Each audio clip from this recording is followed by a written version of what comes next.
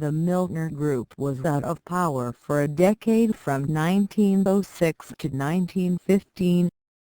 We have already indicated our grounds for believing that this condition was not regarded with distaste, since its members were engaged in important activities of their own and approved of the conduct of foreign policy, their chief field of interest by the Liberal Party under Asquith, Grey, and Haldane.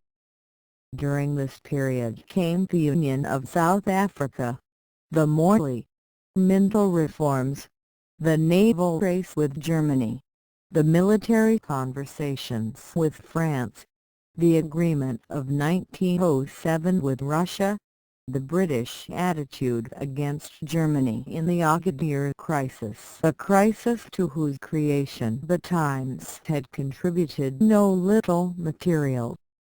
In fact, the whole series of events in which the point of view of the Milner Group was carried out just as if they were in office.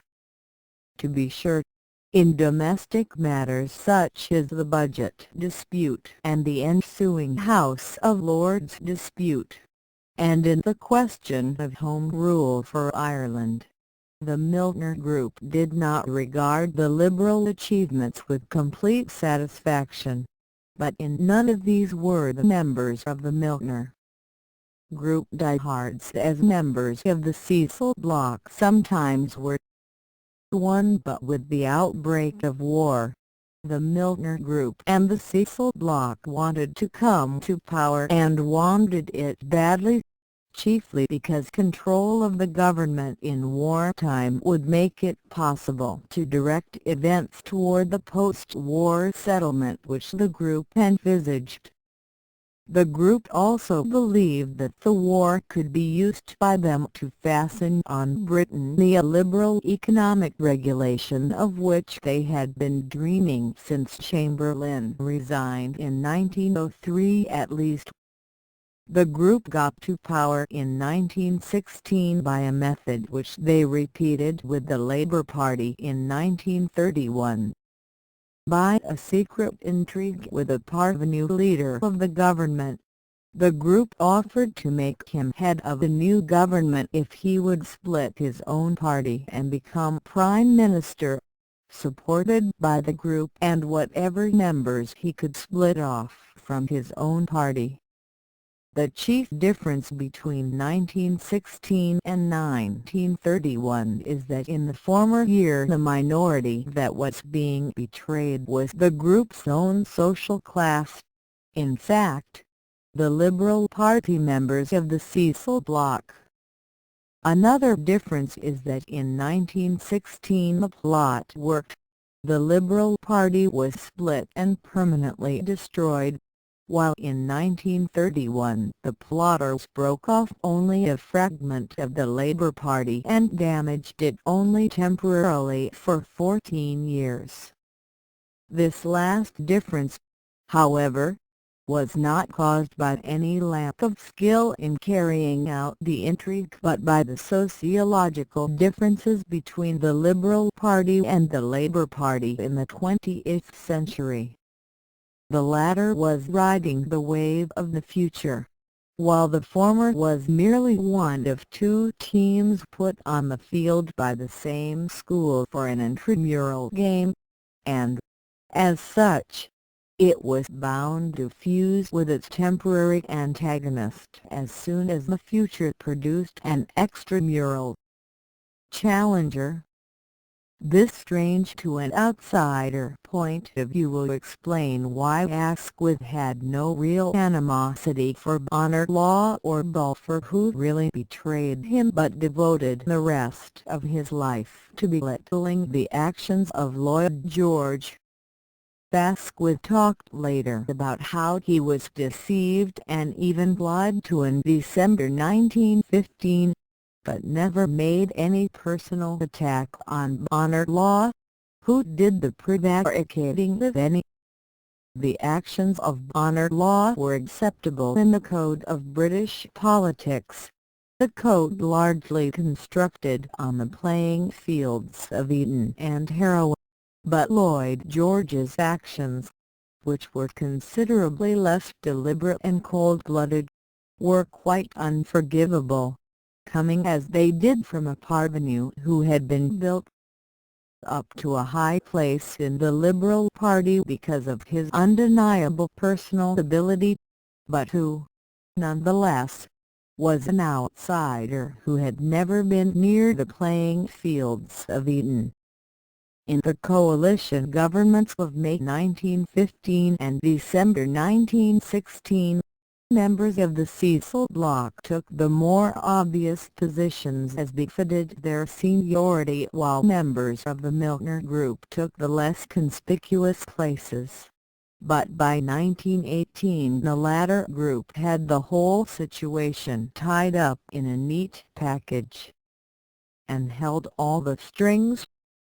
In the first coalition May 1915, Lansdowne came into the cabinet without portfolio, Curzon as Lord Privy Seal, Honour Law at the Colonial Office, Austen Chamberlain at the India Office, Balfour at the Admiralty, Selborne as President of the Board of Agriculture, Walter Long as President of the Local Government Board, Sir Edward Carson as Attorney General, F. E. Smith as Solicitor General, Lord Robert Cecil as Under Secretary in the Foreign Office, and Arthur Steele Maitland as Under Secretary in the Colonial Office.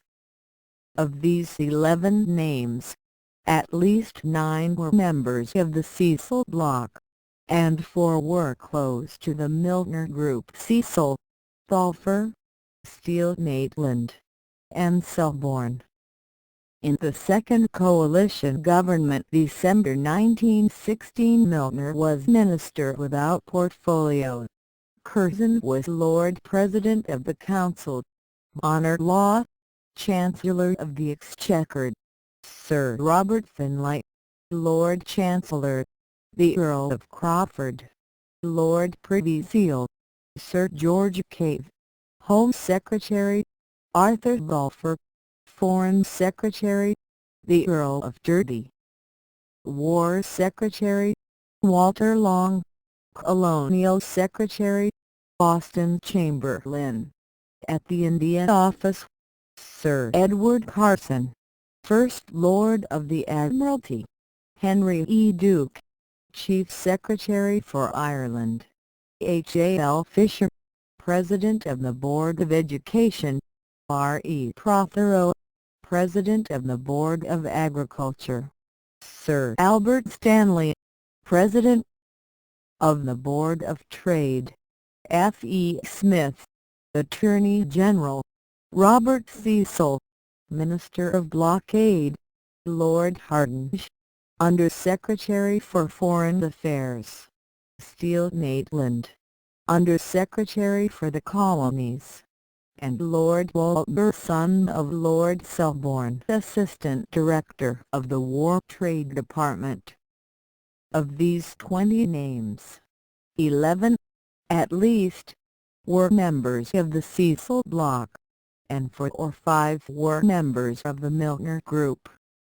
Milner himself became the second most important figure in the government after Lloyd George, especially while he was Minister without portfolio. He was chiefly interested in food policy, war trade regulations, and post-war settlements. He was chairman of a committee to increase home production of food 1915 and of a committee on post-war reconstruction 1916. From the former came the food growing policy adopted in 1917, and from the latter came the Ministry of Health set up in 1919. In 1917 he went with Lloyd George to a meeting of the Allied War Council in Rome, and from there on a mission to Russia. He went to France after the German victories in March 1918, and was the principal influence in the appointment of Foch's supreme commander in the West. In April he became Secretary of State for War, and, after the election of December 1918, became Colonial Secretary. He was one of the signers of the Treaty of Versailles. Of Milner's role at this time, John Buchan wrote in his memoirs, "In the Great War from 1916 to 1918, he was the executant of the War Cabinet who separated the sense from the nonsense in the deliberations of that body, and was responsible for its chief practical achievements. To him were largely due the fruitful things which emerged from the struggle, the new status of the Dominions, and the notable advances in British social policy." In all of these actions Milner remained as unobtrusive as possible. Throughout this period Milner's opinion of Lloyd George was on the highest level. Writing 20 years later in The Commonwealth of God, Lionel Curtis recorded 2 occasions in which Milner praised Lloyd George in the highest terms. On one of these he called him a greater war leader than Chatham. At this period it was not always possible to distinguish between the Cecil bloc and the Milner group, but it is notable that the members of the former who were later clearly members of the latter were generally in the fields in which Milner was most interested. In general, Milner and his group dominated Lloyd George during the period from 1917 to 1921. As Prime Minister, Lloyd George had 3 members of the group as his secretaries: P.H. Kerr, 1916 to 1922, W.G.S. Adams, 1916 to 1919, E.W.M. Grigg, 1921, 1922, and Waldorf Astor as his parliamentary secretary 1917 to 1918. The chief decisions were made by the War Cabinet and Imperial War Cabinet, whose membership merged and fluctuated, but in 1917 to 1918 consisted of Lloyd George, Milner, Curzon, and Smuts, that is, 2 members of the Milner group, 1 of the Cecil bloc, with the Prime Minister himself. The secretary to these groups was Maurice Hankey, later a member of the Milner group, and the editor of the published reports of the War Cabinet was W.G.S. Adams. Amory was assistant secretary, while Meston was a member of the Imperial War Cabinet in 1917. Frederick Liddell Fellow of All Souls was made first Parliamentary Counsel in 1917 and held the position for 11 years, following this post with a 15-year period of service as counsel to the Speaker 1928 to 1943. 2. Within the various government departments a somewhat similar situation prevailed. The Foreign Office in its topmost ranks was held by the Cecil bloc, with Balfour as Secretary of State 1916 to 1919, followed by Curzon 1919 to 1924. When Balfour went to the United States on a mission in 1917, he took along Ian Malcolm, brother-in-law of Dougal Malcolm. Malcolm was later Balfour's private secretary at the Peace Conference in 1919. In Washington, Balfour had as deputy chairman to the mission R. H. Brand. In London, as we have seen, Robert Cecil was parliamentary under-secretary and later assistant secretary. In the Political Intelligence Department, Alfred Zimmern was the chief figure. G. W. Prothero was director of the historical section and was, like Cecil and Zimmern, chiefly concerned with the future peace settlement. He was succeeded by J. W. Headlam Morley, who held the post of historical advisor from 1920 to his death in 1928. All of these persons were members of the Cecil Block or Milner Group. In the India office we need mention only a few names, as this subject will receive a closer scrutiny later. Austen Chamberlain was Secretary of State in 1915 to 1917 and gave the original impetus toward the famous Act of 1919. Sir Frederick Duke, a member of the Round Table Group, whom we shall mention later, was chief advisor to Chamberlain's successor, E.S. Montagu, and became permanent Under-Secretary in 1920.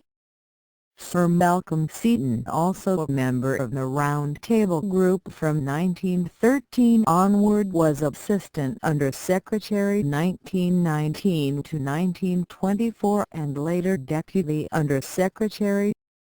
In blockade and shipping, Robert Cecil was Minister of Blockade 1916 to 1918 while Reginald Southern Holland organized the attack on German trade in the earlier period 1914.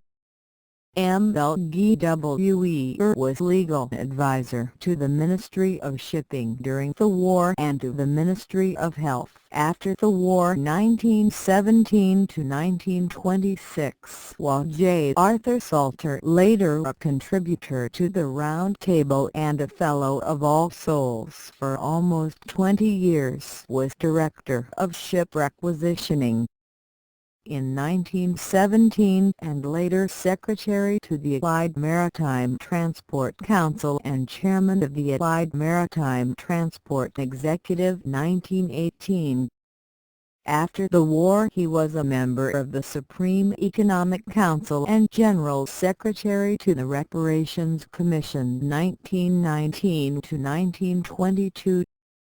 A.H.D.R. Steele Maitland was head of the War Trade Department in 1917 to 1919, while Lord Walter, son of Lord Selborne and grandson of Lord Salisbury, was Assistant Director in 1916 to 1918. Henry Birchie Newth was a member or chairman of several committees dealing with related matters. R.S. Raitt was a member of the department from its creation in 1915 to the end of the war. H.W.C. Davis was a member in 1915 and a member of the newly created War Trade Advisory Committee thereafter. Harold Butler was Secretary to the Foreign Trade Department of the Foreign Office 1916 to 1917. H.D. Henderson, who has been a Fellow of All Souls since 1934, was Secretary of the Cotton Control Board 1917 to 1919. The Board of Agriculture was dominated by members of the Cecil Block and Milner Group. Lord Selborne was President of the Board in 1915 to 1916. And Prothero Lord Gurney in 1916 to 1919. Milner and Selborne were chairmen of the two important committees of the board in 1915 and 1916. These sought to establish as a war measure and ultimately as a post-war measure also government-guaranteed prices for agricultural products at so high a level that domestic production of adequate supplies would be ensured. This had been advocated by Milner for many years but was not obtained on a permanent basis until after 1930. although used on a temporary basis in 1917 to 1919. The membership of these committees was largely made up of members of the Cecil bloc. The second Viscount Gostion, son of Melkner's old friend and grandfather-in-law of Melkner's step-grandson, was parliamentary secretary to the board. Lord Astor was chairman of a dependent committee on milk supplies. Southern Holland was controller of the cultivation department within the food production department of the board. 1918. Mrs. Alfred Lyttelton was deputy director of the women's branch. Lady Alicia Cecil was assistant director of horticulture in the food production department, and Edward Struck, brother-in-law of Balfour, who had been a member of both the Milner and Selborne committees, was technical advisor to Prothero during his term as president, and was the draftsman of the Corn Production Act of 1917. He later acted as one of Melkner's assistants in the effort to establish a tariff in 1923. His sketching the Dictionary of National Biography was written by his nephew and Balfour's nephew, Lord Rayleigh. In the Colonial Office, Milner was Secretary of State in 1918 to 1921. George Fittis of the Milner Kindergarten was permanent Under Secretary in 1916 to 1921. Steele Maitland was Parliamentary Under Secretary in 1915 to 1917, while Amory was in the same position in 1919 to 1921. In Intelligence and Public Information, we find John Butkin as head of the Information Department of the War Office, with John Duff and B. H. Sumner the present Warden of All Souls in Military Intelligence. H. W. C. Davis was General Editor of the Oxford pamphlets justifying Britain's role in the war, while Algernon Cecil, nephew of Lord Salisbury, was in the Intelligence Division of the Admiralty and later in the Historical Section of the Foreign Office. J. W. Headlam Morley was advisor on all historical matters at Wellington House, the Propaganda Department in 1915 to 1918, and assistant director of political intelligence in the Department of Information in 1917 to 1918, ultimately being shifted to similar work in the Foreign Office in 1918.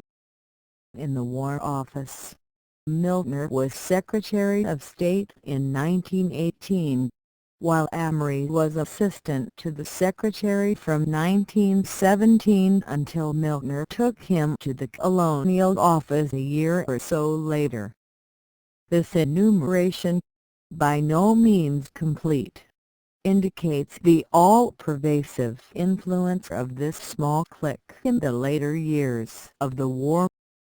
This influence was not devoted exclusively to winning the war, and, as time went on, it was directed increasingly toward the post-war settlement. As a result, both groups tended more and more to concentrate in the Foreign Office. There G. W. Prothero, an old member of the Cecil bloc, was put in charge of the preparations for the future peace conference. Depending chiefly on his own branch of the Foreign Office, the historical section, but also using men and materials from the War Trade Intelligence Department and the Intelligence section of the Admiralty, he prepared a large number of reports on questions that might arise at the Peace Conference 1917-1919. In 1920, 155 volumes of these reports were published under the title Peace Handbooks. A glance at any complete list of these will show that a very large number of the experts who wrote them were from the Cecil Bloch and Milner Group. About the same time, Finley Moore and Zimmer prepared drafts for the organization of a future League of Nations. Most of the group went en masse to the peace conference at Paris as expert advisors, and anyone familiar with the history of the peace conference cannot fail to recognize names which we have mentioned frequently. At about this time, Lloyd George began to get out of hand as far as the Milner Group was concerned, and doubtless also as far as the Cecil Bloch was concerned. Some of this was caused by the weakness of Balfour, titular head of the latter group, but much more was caused by the fact that the group could not control Lloyd George either in his electoral campaign in December 1918 or in his negotiations in the Council of Four from March to June 1919.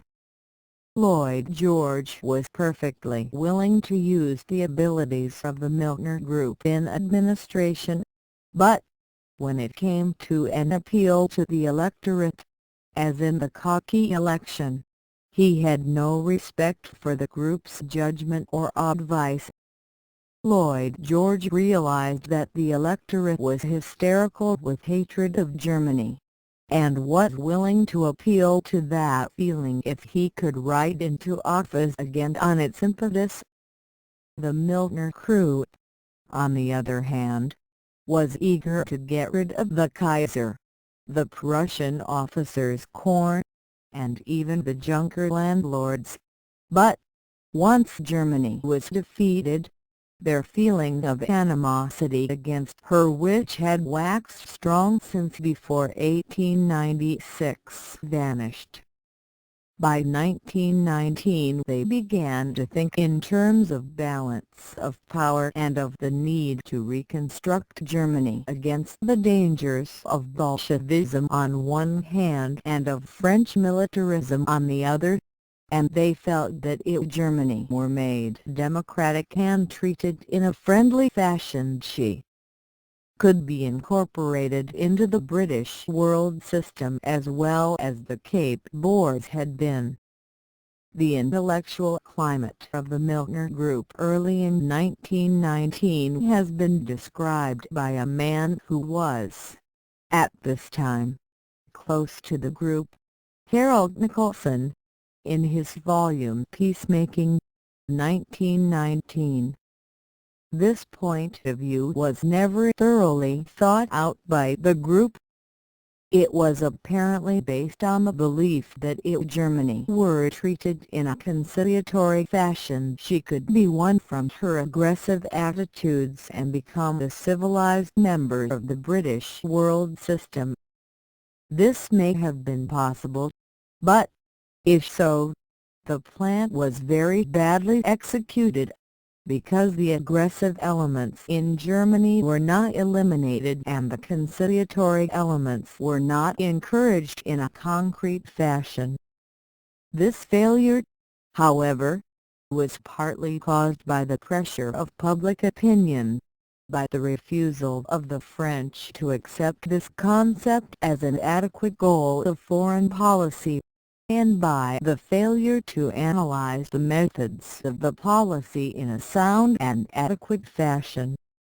The first step toward this policy was made by Milner himself as early as October 1918, when he issued a warning not to denounce the whole German nation as monsters of iniquity or to carry out a policy of punishment and reprisal against them.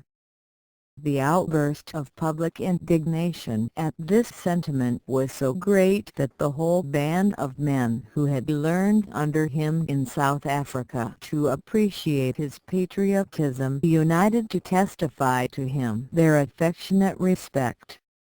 This quotation from one of the band, Basil Williams, refers to a testimonial given by the group to their leader in 1918.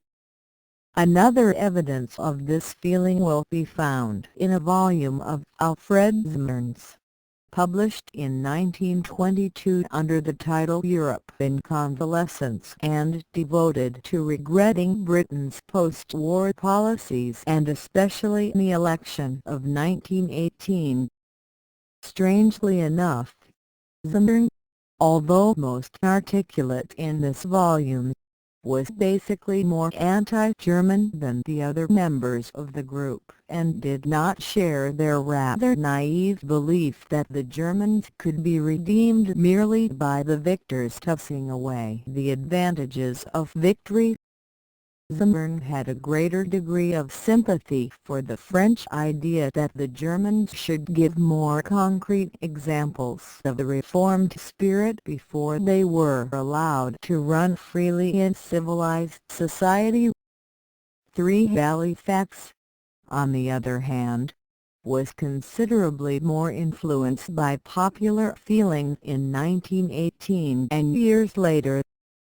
He shared the public hysteria against Germany in 1918 to a degree which he later wished to forget, just as in 1937 he shared the appeasement policy toward Germany to a degree he would now doubtless want to forget. Both of these men, however, were not of the inner circle of the Milner group. The sentiments of that inner circle, men like Kerr, Brand, and Dodson, can be found in the speeches of the first, the Times editorials of the last, and the articles of the Round Table. They can also be seen in the letters of John Duff. The latter, writing to Brand, October 4, 1923, stated, "It seems to me that the most disastrous effect of Poincaré's policy would be the final collapse of democracy in Germany, the risk of which has been pointed out in the Round Table. The irony of the whole situation is that if the Junkers should capture the right again, the same old antagonisms will revive and we shall find ourselves, willy-nilly, lined up again with France to avert the danger which French action has again called into being." Even if Smuts follows up his fine speech, the situation may have changed so much before the Imperial Conference is over that people who think like him and us may find themselves baffled. I doubt if we shall again have as good a chance of getting a peaceful democracy set up in Germany.